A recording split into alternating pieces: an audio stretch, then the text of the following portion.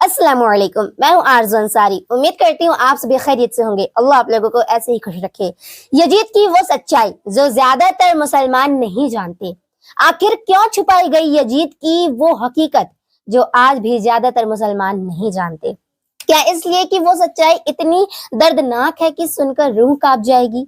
आज मैं आपको बताऊंगी उस दौर की वो कड़वी हकीकत जिसे इतिहास के पन्नों से मिटाने की कोशिश की गई, जिस पर मजहब की चादर डाल दी गई ताकि कोई सवाल न उठा सके।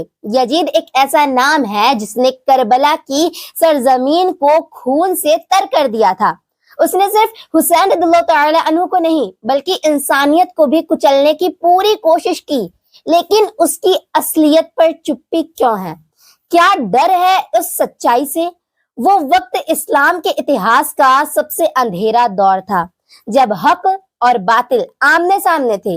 हजरत इमाम हुसैन, जिनका बचपन आका अलैहिस्सलातु वस्सलाम की गोद में बीता, जिन्हें नबी करीम सल्लल्लाहु अलैहि वसल्लम अपनी आंखों की ठंडक कहते थे, और दूसरी तरफ था यजीद, एक ऐसा शख्स, एक ऐसा दुश्मन जिसकी नस्ल में नबी करीम सल्लल्लाहु अलैहि वसल्लम की दुश्मनी थी।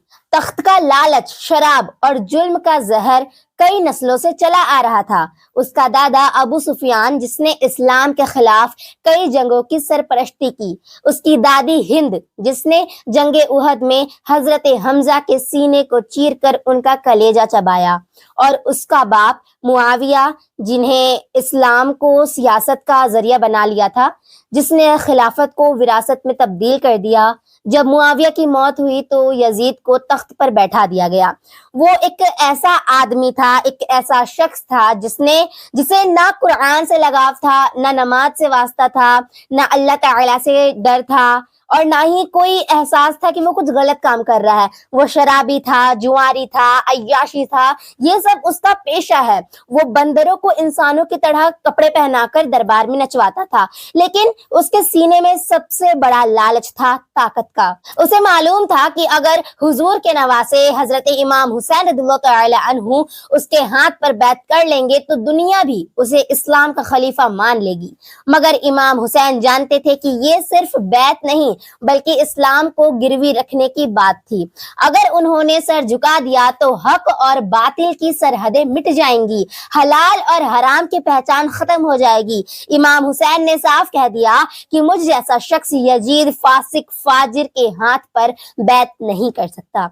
हुसैन रज़ियल्लाहु तआला अन्हु के ये इनकार यजीद को गवारा नहीं हुआ, क्योंकि अब सिर्फ एक इनकार की बात नहीं थी बल्कि उसके तख्त और उसकी सत्ता के लिए खुला चैलेंज था। यजीद जानता था कि अगर हुसैन खड़े रह गए तो उसकी खिलाफत की इमारत गिर जाएगी। उसने तय किया, या तो हुसैन को झुकना होगा या हम मिटा देंगे। मगर हजरत इमाम हुसैन रज़ियल्लाहु तआला अन्हु कोई आम इंसान नहीं थे। वो आका अलैहिस्सलातु वस्सलाम की नजर का फूल थे। उनका हर कदम अल्लाह ताला की रजा के लिए होता था।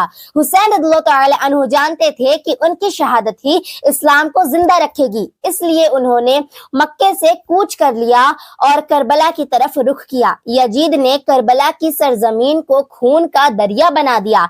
जब 6 महीने के अली असगर को तीर मारा, जब 18 साल के अली अकबर को सीने से चीर दिया गया, जब हजरत अब्बास का बाजू काटा गया और उनका जिस्म फुरात के किनारे पड़ा मिला, और जब खुद इमाम हुसैन रज़ियल्लाहु तआला अन्हु को सजदे की हालत में शहीद कर दिया गया, उस वक्त यजीद को लगा कि अब सब खत्म हो गया। लेकिन उसे मालूम नहीं था कि इमाम हुसैन का कत्ल उसकी बर्बादी की शुरुआत होगी। हुसैन रज़ियल्लाहु तआला अन्हु का कत्ल करना आसान था, मगर उन्हें मिटाना नामुमकिन है। करबला के बाद यजीद ने सोचा था कि अब कोई नहीं बचेगा जो हुसैन के नाम ले, जो हुसैन रज़ियल्लाहु तआला अन्हु का नाम ले, मगर वो भूल गया था नबी करीम सल्लल्लाहु तआला अलैहि वसल्लम की बेटी की औलाद में हजरत जैनब भी शामिल है। वो हजरत जैनब काफिरों के दरबार में खड़ी होती हैं और यजीद से कहती हैं, ऐ यजीद, तू समझता है कि तूने हमें शर्मिंदा कर दिया है? नहीं, हमने अल्लाह के रास्ते में अपनी जानों का सौदा किया है और ये कुर्बानी बेकार नहीं जाएगी। यजीद को तख्त चाहिए था, हुसैन रज़ियल्लाहु तआला अन्हु को रब की रजा। यजीद ने अपनी जन्नत को दुनिया की गद्दी के लिए बेच दिया और इमाम हुसैन ने अपनी जान को कुर्बान कर दिया ताकि उम्मत का दीन महफूज रहे। आज सदियों बाद भी लोग यजीद का नाम लानत के साथ लेते हैं, उसके महल उजड़ चुके हैं, उसकी याद मिट चुकी है।